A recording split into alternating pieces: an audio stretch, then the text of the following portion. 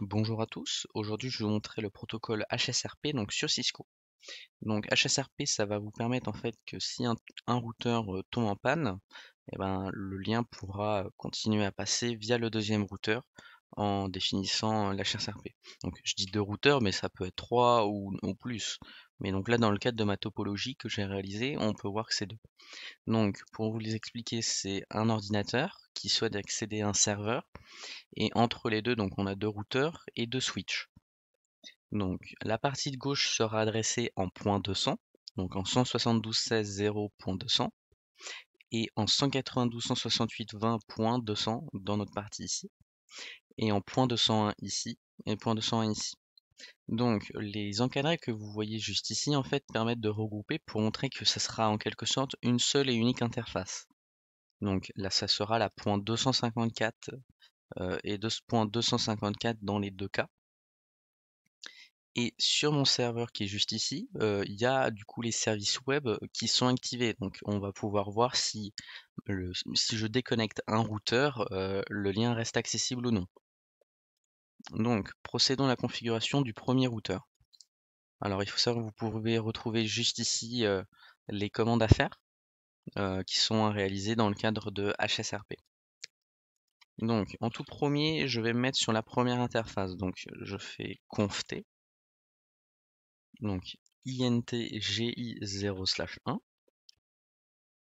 Donc une fois que je suis oui donc 0/1 qui correspond donc à l'interface qui est reliée au réseau 172.16. Donc ici je fais standby donc 20. Voilà donc group number, pardon, c'est le nom de groupe. C'est pas une instance, c'est un nom de groupe. Donc 20 IP. Et donc là je mets l'adresse IP de l'interface associée. Donc dans notre cas, on veut que ce groupe-là, le groupe 20, et la 172.16, ça représente le groupe 172.16 0.254. Je fais ça. Et après, je mets, comme vous pouvez voir que j'ai écrit, le standby standby preempt. N'hésitez pas à faire des tabulations si vous n'êtes pas sûr de l'écriture.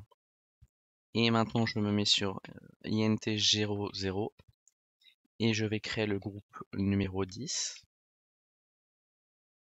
IP. Et donc le groupe numéro 10 qu'on a dans la partie bleue, il correspond à 192.168.20.254. Donc 192.168.20.254.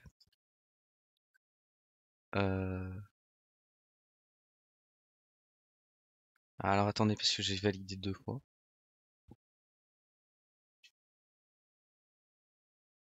Ah oui non c'est parce que j'ai oublié un 2. Voilà donc là ça c'est bon pour notre premier routeur. Ensuite on a ce routeur là. Donc en pour mode enable, conft pour entrer dans le mode de config. Et donc là je fais intgi00 standby. Si vous n'êtes pas sûr, on regarde la commande, ou on utilise le manuel, donc point d'interrogation. Et donc là vous voyez en fait les choses qui sont réalisables en mettant juste standby. Donc moi je mets le groupe, donc j'ai dit le groupe 10. Ensuite je peux faire le point d'interrogation si je me souviens plus, donc là IP. Et là je précise donc l'IP 192.168.20.254. Et je fais le standby preempt. Donc vous allez voir à un moment donné le trafic, on va avoir des échanges qui disent que c'est passé en mode actif et en mode passif. Je me mets maintenant sur la seconde interface, donc là j'ai fait GI00, je fais donc GI0. Vous voyez donc là ça a écouté, maintenant ça reste en standby. Donc int GI0/1 standby IP non, standby le nom de groupe, donc le 20 IP 172.16 250.0.254 et standby preempt. J'accélère le temps car on est dans une simulation. Voilà, donc on voit bien que maintenant ça c'est bon. Si je veux voir le standby, ce que je peux faire, donc soit je fais un do show standby, soit je fais CTRL Z, donc, et je peux faire show standby. Donc là vous pouvez voir justement les groupes. Donc groupe 10 qui est à 00 ou show standby BR pour show standby brief. Et donc sur GI00, on voit qu'on a le groupe 10 qui correspond bien à ce que j'ai dit, qui est à l'état de standby sur l'adresse que je vous ai précisée là. Sur l'adresse 200 pardon, qui est active, et sur la virtual IP donc qui est la 254. Et donc là voilà. On peut faire la même chose sur le second routeur. Donc do show standby BR.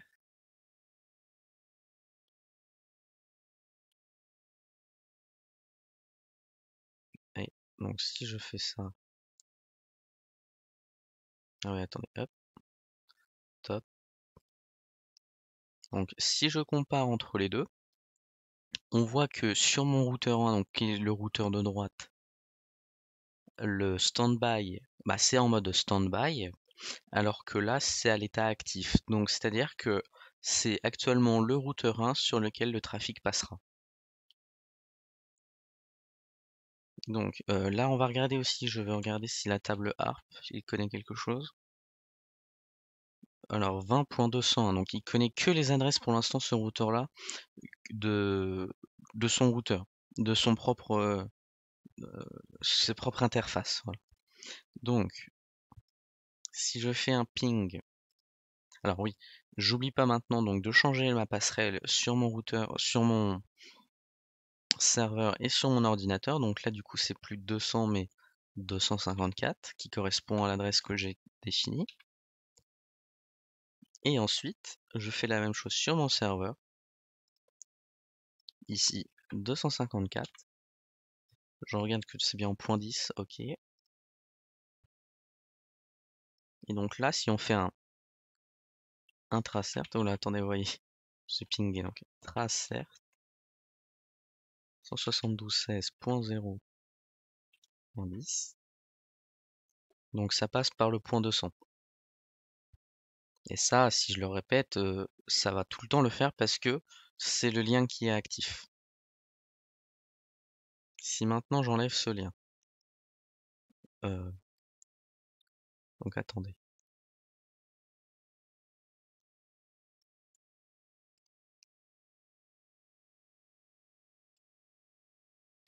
Alors voilà. Est-ce que maintenant ça marche? Voilà. Donc là, on peut voir que maintenant, c'est sur 101. Et si je vais sur mon routeur, on voit que HSRP State Change, il y a un état de changement sur l'HSRP, et que du coup, le groupe 10 est passé de standby à active. Et donc ici, si je fais le show standby BR, ah alors, standby inconnu, ah c'est bizarre, vous voyez. Mais alors là, voilà, là le standby est inconnu, mais là on voit bien que c'est actif.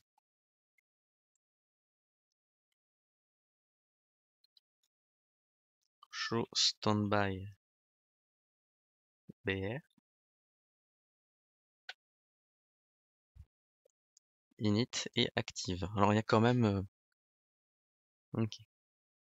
Donc je vais remettre le lien maintenant. Je vais faire le rapide parce que voilà. J'accélère le temps pour que le lien redevienne actif. Et donc là, si je fais le tracert, voilà, il passe par le 200. Je vais ouvrir la page web. je mets juste un IP.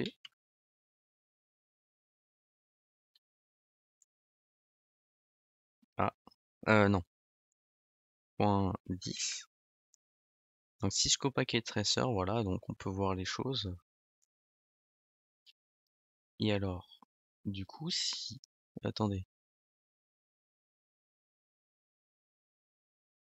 Donc là, voilà, donc maintenant, si j'éteins celui-là, totalement, donc le lien est bien rouge, hein, bien éteint. Donc, les envois de paquets. On repasse bien sur le point 200. Et la question est, est-ce que maintenant mon site est encore accessible? Donc pour ce faire, je relance le navigateur web.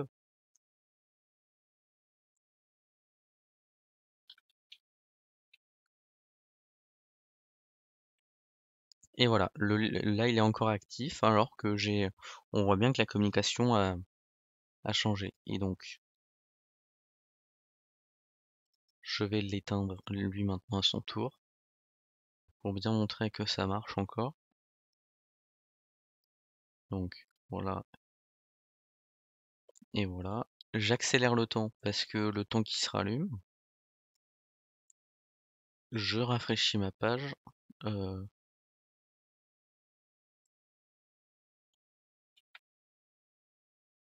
Attendez, je vais le fermer et le rouvrir.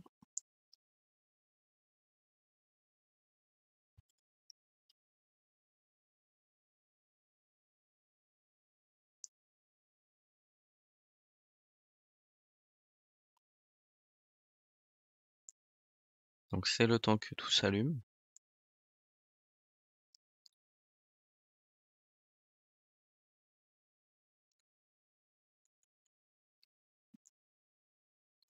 Oui. Euh,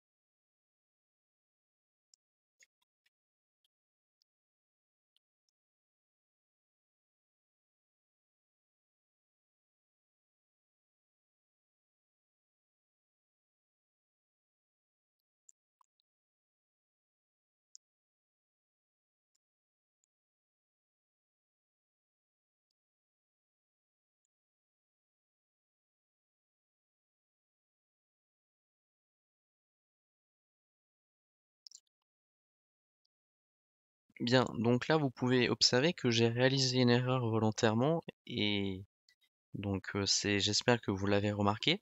La chose que j'ai oublié de faire avant d'éteindre et redémarrer donc les routeurs, ça a été de sauvegarder ma configuration. Donc ça c'est une étape extrêmement importante en production qui peut arriver. C'est que si jamais il y a une coupure ou quoi, il faut que vous ayez confirmé la configuration. Parce que là si je fais show run, vous allez voir aucune trace de mon HSRP.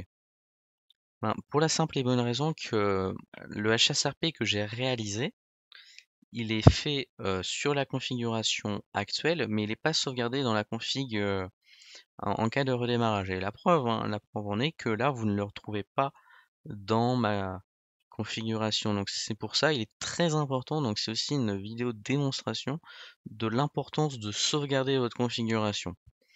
Donc voilà. Donc j'espère que cet épisode vous a plu et je vous dis à bientôt pour d'autres tutoriels.